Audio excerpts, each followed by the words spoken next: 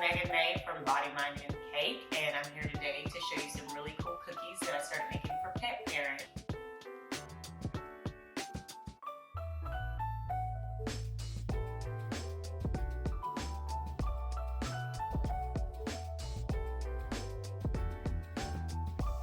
And you're watching Welcome Home Doggy. And before we get started, I want to go into my journey on how I started getting into cake art. It's actually kind of a funny, long story involving kind of my little baby of 16 years who passed away. I had my dog, Summer, from the time I was in high school, so a really long period. And she had gotten sick and unfortunately passed in 2019. That same day I woke up to a message from my doctor actually that I was diagnosed with a late onset type 1 diabetes. So the funny thing is I started baking, never had baked anything before in my life, and I started baking after I got diagnosed with diabetes. So I looked up some videos and got really interested in cake decorating. It was a great release of stress from my little dog passing. She was literally everything to me, and I didn't realize how much of a security blanket she was. It was also right when COVID hit, so my day job was a little slower. So for that reason, I got in the kitchen and I really got into cake decorating, and it really helped me deal with the grief of losing my baby. And not long after that, I realized I could not walk into the house and not be greeted by a 4-legged friend, so I got 2 more dogs that I have with me now. So that's a little bit of my journey on how I started baking. I'm obsessed with dogs. Everybody who knows me knows that I'm always talking about my dogs. I'm a single dog parent, so I just post tons of pictures. My 2 dogs have their own Instagram. So I have a little Chihuahua. The other dog I have I actually took for my mom, and she's been living with me for a while now. And when I brought him home, they instantly were best friends. She has picked up a little bit of his bad habits, so I quickly knew I needed a trainer. On her last day, I decided to surprise her with 2 cookies of my dog's faces. And she loved them, she posted them on her page, and that's how I started making the dog cookies for pet parents. So with the dog cookies, you can get a custom cookie maker to cut out your cookies, but I haven't gotten that far yet. So when I wanted to make the dog cookie for my trainer, I just thought ahead, and I thought, well, you know, I could just print out a picture of the dog, and I typically just take some parchment paper, and I have a Wilton food marker. You can get these at a lot of places. Cake Art is somewhere I go frequently when I need supplies, also Amazon. And then I literally just draw the shape of the dog's head to start out the cookie. So I try to just get a little bit around the shape of the head so I can do the little eyes and mouth and have a little bit of the neck too. And that's what I do there, and then I just cut that out. And that is a food safe marker. I use them also to draw details on cookies. It doesn't have to be perfect, just like to cut out the general shape, because when I start decorating, everything will always work out. And then we have our little doggy head shape. And the next step I do, I'll start making the cookie dough. This is I have room temperature butter here, just Land O'Lakes, unsalted butter. And this is a non-spread dough, so it's just 1 cup of butter I'll be using in this recipe. And it is important that your butter is soft. With that, I also whip the egg at the same time in a little dog bowl here.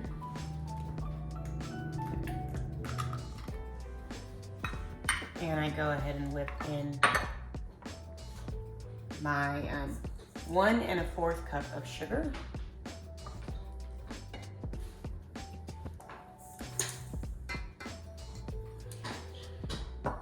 And I whip that and let it get pretty light and fluffy. I do love my KitchenAid. I looked up, it's an expensive purchase, so I looked up so many different brands because I know that a lot of people go to the name brand thing you hear the most first. But after looking up everything, it still was my favorite brand. There's a lot of different attachments. Right now I'm using the paddle attachment. That's what I use for the cookies. And it also, I have the whip attachment, but you can attach so many different things to the KitchenAid. So after doing research, it was still my favorite mixer. So that is looking really, really fluffy. So I'll turn it off and scrape down the bowl a bit. And the great thing about this recipe is that you don't have to chill the dough, so it'll be ready to go as soon as it's done. So now, I'll be adding in some pure vanilla extract, and that'll be 1 tablespoon of that. And I will do 1 tablespoon. And these cute little dog measuring cups, this is not staged. My friend got me these for a birthday present last year. Because everyone knows I'm obsessed with dogs. And I actually wasn't even sure. I was like, are these gonna work? Are these usable? But I tested them with regular measuring cups and they do measure out correctly. So they're not just for looks. I also do, on top of the McCormick's vanilla extract, that's the brand I usually go to for my extracts. For this recipe, I also do ½ a teaspoon of almond. It just adds a little extra flavor. A ½ teaspoon of that. It's also gonna be a ½ teaspoon of salt. That's a 1/4 of baking powder.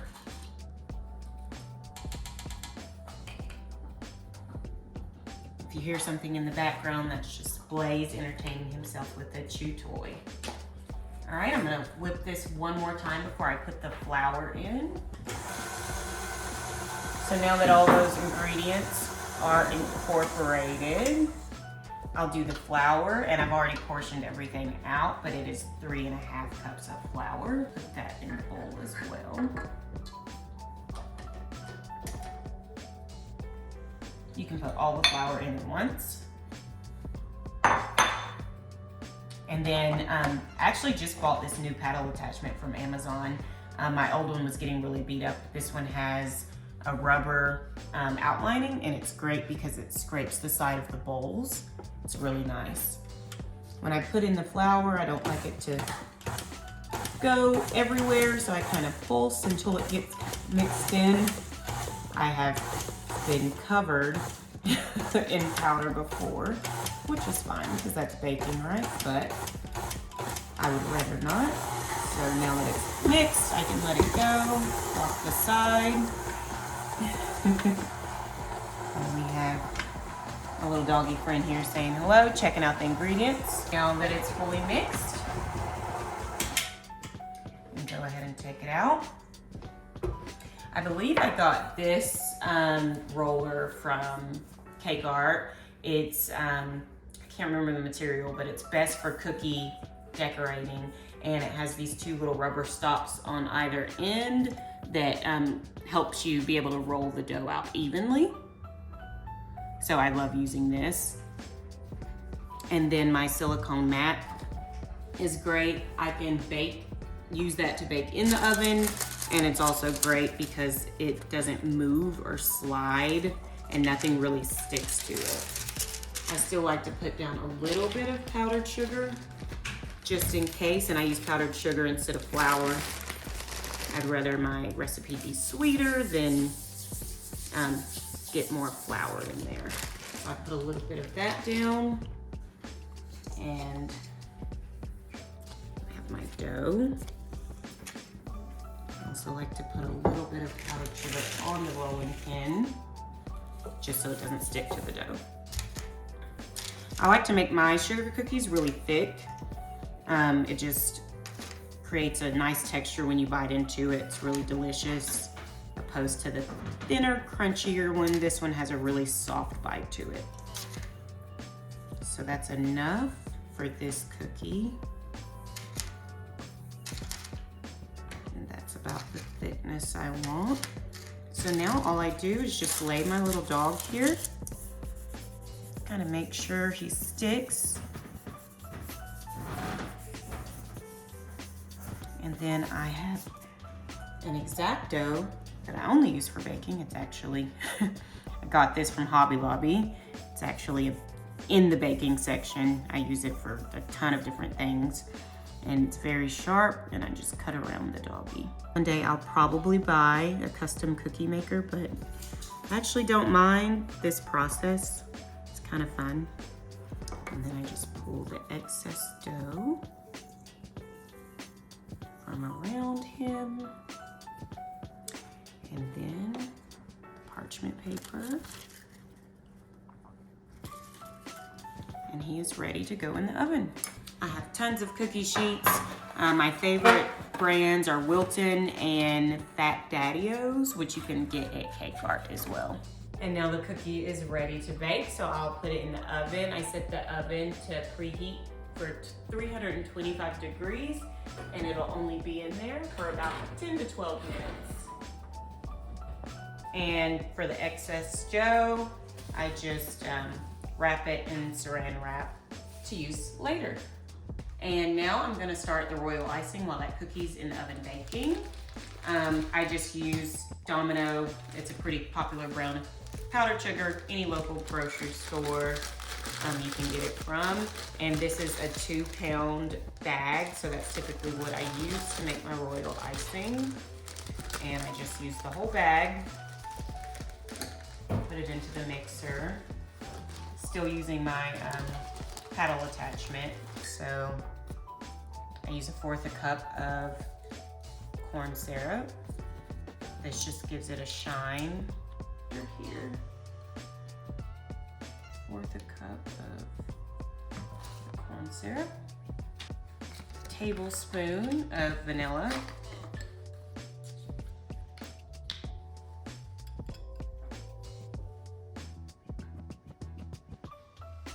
And then I also do a tablespoon of my butter.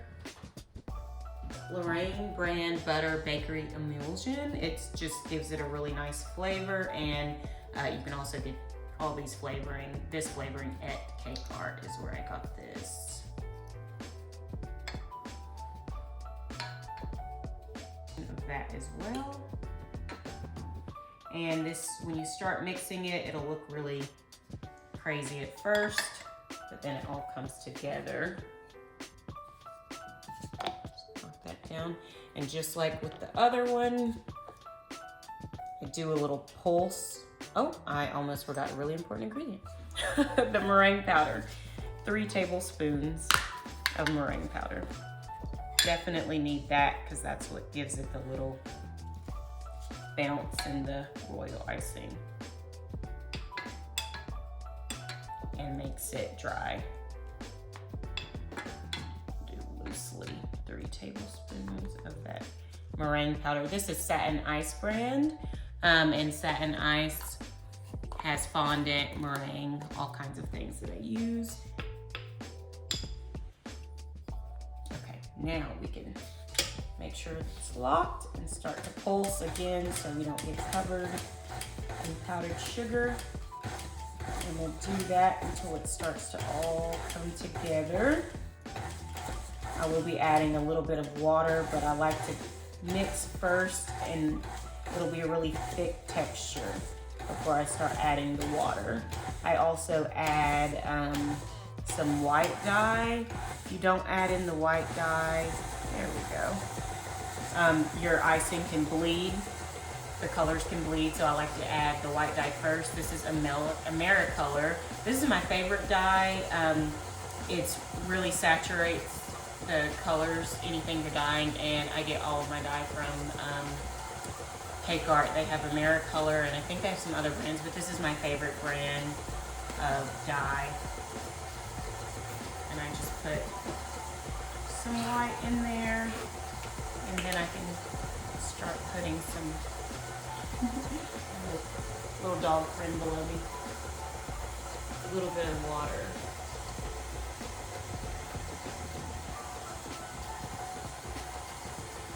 The reason I like to be careful with the water is because when you're making royal icing, you need different consistencies. So you need an outline consistency and then your flood consistency. The outline kind of builds a little dam on the cookie so that the icing doesn't just run off the cookie. So I like to make the icing really thick at first and then get it runnier later. A little more water. Keep spinning. Like I said, it looks really clumpy at first, but it actually all comes together and will be a really smooth, pretty icing. You can also use this royal icing. It's kind of like a glue paste for gingerbread cookies around the holidays. And that is our cookie, so I'll let that keep spinning and get the cookie out.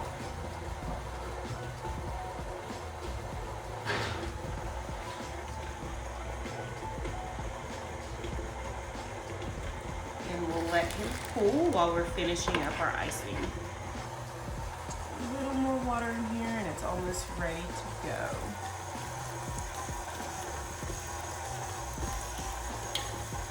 Go ahead and scrape down the sides of the bowl just to make sure everything is mixing properly. I always want to scrape down the sides of the bowl, but once again, that's what's so cool about this attachment, is because it does a little bit of that for you. So I'll do that and then go ahead and mix one more time, and then we'll start making our colors and putting them in the piping bags. Filling my piping bags with icing, and icing looks really pretty. So I'll go quickly over. This texture is really thick, but there's a little buoyancy. That's what I'm calling the outline texture. It's a little bit thicker, so it won't just pour out of the bag. So that I go around the edge of the cookies with. And then, so I will go ahead and bag. I like to get all of my piping bags and colors ready before I start a cookie. That way everything's in place. And also this icing will dry really quickly. So if you just leave it in here, it will crust over and then you'll have all these little flakes. So it's best to make your bags and get them tied up quickly with all your colors. And then that way you can just focus on decorating your cookies. So once again, I think I got these large. I use Amazon a lot. If I'm not locally at Cake Art, then Amazon is my go-to. So I think I got like 600 of these bags on Amazon for like $13. I used to have thicker piping bags, but I actually really like these thin ones. They're really flexible. And then of course, these are all, you could just cut into the end of the piping bag and use it, but I use these little, I'm not even sure what they're called, but they go inside the bag and they just hold your tip. The other great thing about this is if you change your tip, if you're decorating, you can, instead of removing the entire thing and having to switch the icing, you can change out the tip and it holds the tip there. That's what I like about these. And for the outline, I like to use a very, very small piping tip. And then it just fits on.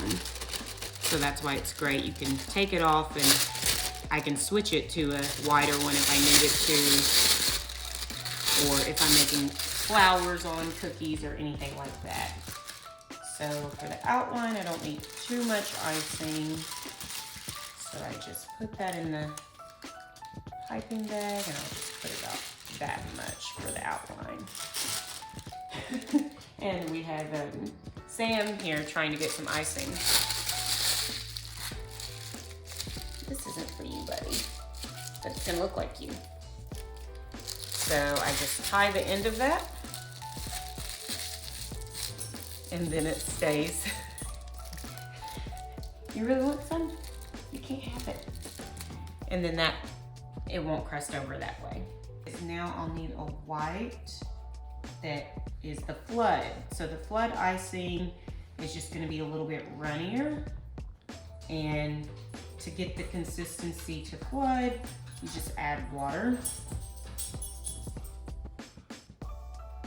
You just need a little bit. I go a little bit as time because a little goes a long way and you don't want to accidentally add too much. And I just mix that with one of my small little icing scrapers that way. Easy to mix and then put it in the bag. So as you can see, once we add the water, this one is now a lot more runnier than the previous. That'll be great because once you do that outline, it builds a little dam and then you can you can just flood the rest. And it creates like this really nice, pretty layer of icing on it. So I'll go ahead and put this one. And for this one, I'm gonna still use one of my little icing attachments here. But for the flood, I like to use a little bit wider of a piping tip. That way the icing just pours out.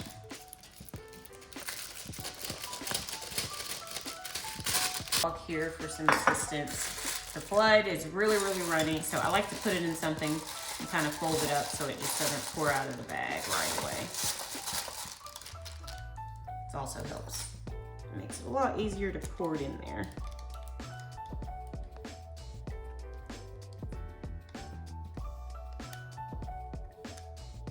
Very pretty, shiny. It's the corn syrup in the recipe that kind of gives it that shiny, glossy look to the royal icing.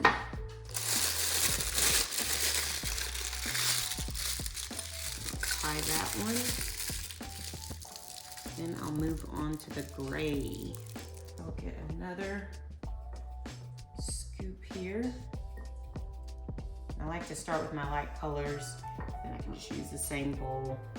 Baking so many dishes, so as much as I can minimize, better. Just use a tiny, tiny bit of the black. I'm actually gonna grab a paper towel to put down just in case some dye drips. We don't want to get that on our countertops. So I only need a drop of this one.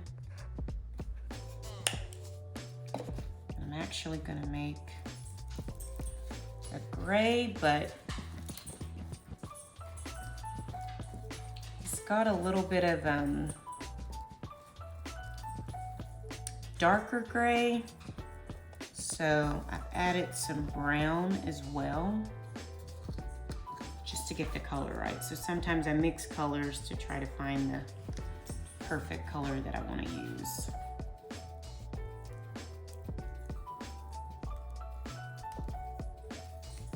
And I just keep mixing until I get the color correct. Another thing I like to do is I'll probably get a little bit of extra here so I can use this icing for the flood color and the outline. Because once you get the perfect color, you don't want to mix it twice. And it also makes it really easy because then I'll have my outline and I can just put it in the bag and then I'll just add some water and it will also be my flood color. So I think that's a decent gray for our little guy here. And then I'll make the black and then we can start decorating the cookie. Just to thicken that up. And that's perfect. Luckily it was already dark enough, so don't need to add any more color. And that's our flood texture again. So in a minute, this will all make sense when I start to decorate the cookie. There's this guy. And we're back after I cleaned up a little bit. The cookie has finally cooled down and now we can start decorating.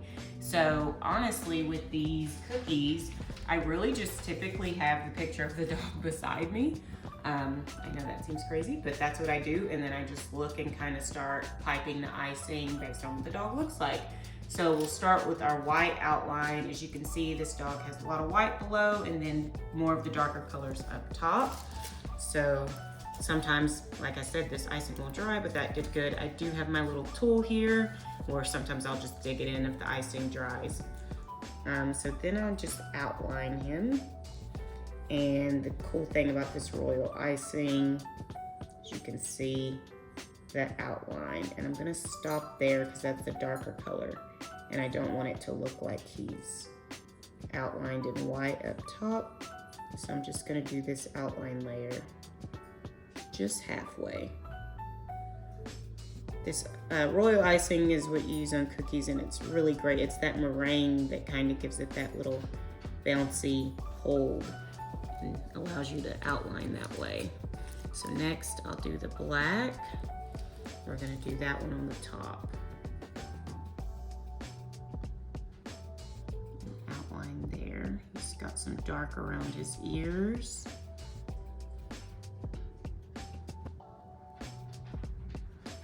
And then after we do the outline, then we're ready to do our flood. So I'll start with the white flood, and like it runs, but it's totally okay. Baking is messy. This is the fun part. You'll see now. This is why you want the different textures. The funny thing is, when I first started doing cookie decorating, I didn't realize there were different textures. Oh, I might not have mentioned, I am all self-taught baking. So pretty much everything I learned just from watching videos. So when I first did this, I didn't have the different textures and everything was a flood. So I was like, why am I not good at this? And all the icing was just running off of all of the cookies. So as you can see, the icing's running in the middle, but it is not running off the edges because we have built our dam. And that's awesome. He has a little white here, and then he has a little bitty white on his forehead there. So I'll do that. Finish filling that in. Now cookies take quite a bit to dry, so what you have to do with royal icing is your top layer. And then you have to let this dry. That was another learning curve I had when starting cookies. And we'll use our gray for here. When I first started, it would take like a full day for the icing to dry. And I was like, this can't be what people are doing. This is taking way too long. I was worried the cookies were getting stale. So a tip from a friend, and she said to use a dehydrator. So I actually have a food dehydrator that I use, and I put the cookies in, and they literally, the top layer dries within 15 minutes. The reason you want it to dry is because the icing colors will run together, and that is called a flood on flood technique. Sometimes you want that. So I can even show you here, like if we want a little bit of this icing to move into that one, or a little fur texture or something like that, it's fine, it'll run into it. But if I want something to sit on top, then I need this whole base layer to be dry before I can add anything else on top. So that is our first layer for this little dog cookie. Okay, now that our cookie's dry, we can do the next layer. So if you notice on the dog's face, it's kind of hard with cookies. It's gonna look a little more like a cartoon, but I try to outline his eyes and his little snout there so that I have a place for that. So I use the white again and really just outline his little snout, where his mouth might go, and his nose. Leave some space where his little, I guess it's not a chin. I don't know what dogs have, but and then where his eyes are, I'll just make outlines. And it doesn't have to be perfect. It always looks weird at first. and then comes together in the end.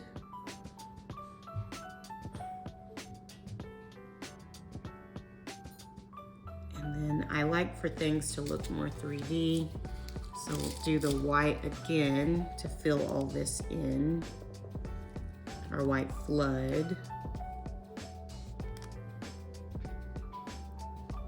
And so that outline really keeps everything together. Towards the end of this cookie, I get really painterly, so I try not to be too caught up in all the details. It'll all come together at once. And another little trick, if you don't have a dehydrator, I think you can put the oven on, don't put the cookie in there, and then turn it off, like let it preheat and then turn it off. And then you can sit it in there to dry as well. I like the dehydrator on the lowest temperature of 95 degrees. And my dehydrator has a timer as well. So I can just do 95 degrees for 15 minutes. And they dry pretty quickly, and that way you don't have to wait all night for your cookies to dry. Going back over this just so you can see those details. And then I will let this second layer dry. And then we'll come back. So that second layer is dry, and now we're gonna start doing some more of the detailing of his eyes, his nose, and his mouth. So now we take our black outline again, and I'll just do a little outline of his eyes. And this really should be my thinner. I think I ran out of my tips, but it'll be okay. And before I fill in his eye, I'm gonna use my white to go back because Huskies have this like really pretty ring in their eyes. It's really bright. So I'll put those little rings, and then we'll finish with the black.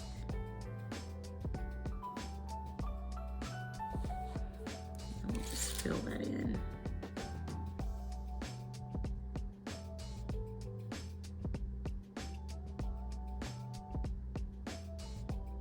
You can always go back over everything later and add more details. And then I'll do his little mouth here. Kind of has a little part underneath.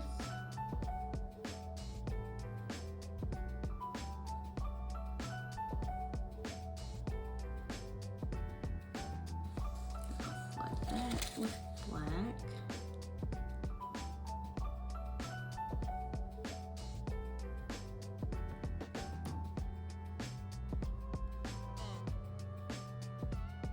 And we'll start to do an outline for his nose.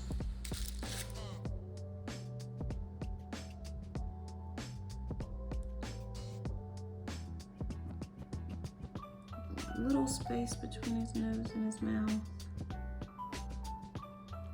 And we'll fill that in. After this dries, I'll come back later and do some more detail on his nose so you see his little nostrils and everything. And he also has a darker outline around his ears.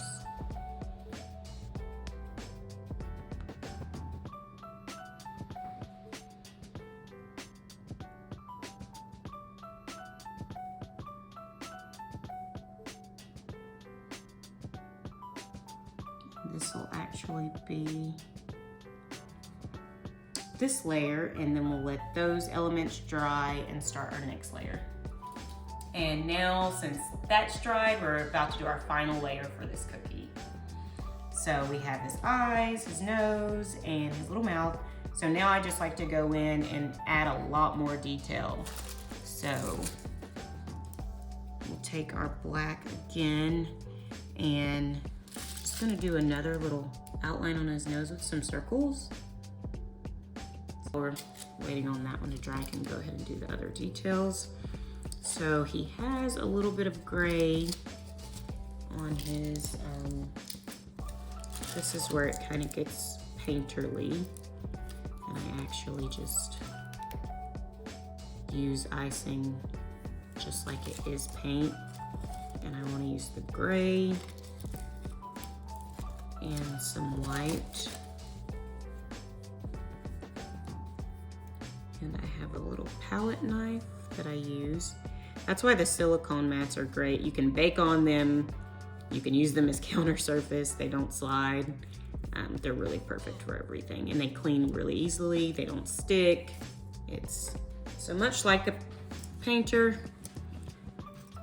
I just use this, and he has a little bit of fur on the outside of his face here. And I really just start to create textures and details.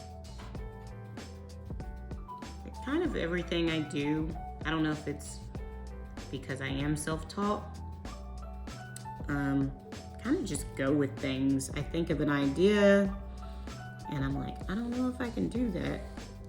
But I just start doing stuff and see if it works.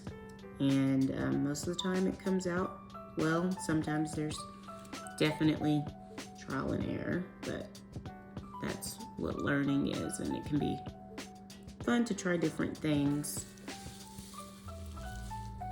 So he has some white right at the black outline of his ears.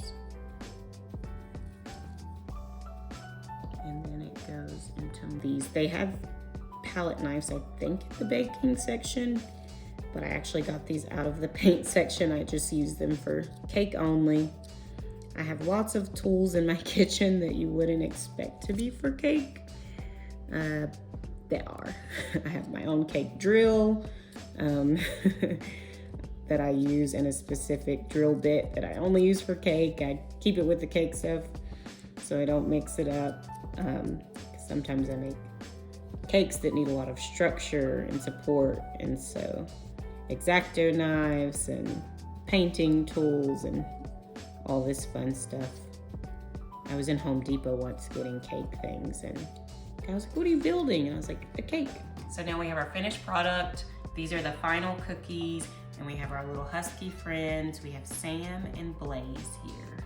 So that's it, guys. I hope you enjoyed watching me make those fun cookies. If you're a pet parent and you would like to order one, you can find me on Instagram. I'm BodyMindCake. I'm also on Facebook as BodyMindCake, or you can go to my website, www.bodymindcakellc.com. If you want to find any of the products I used or see the recipe, you can look below, and everything will be listed for you below. And thanks for watching me on Welcome Home Doggy.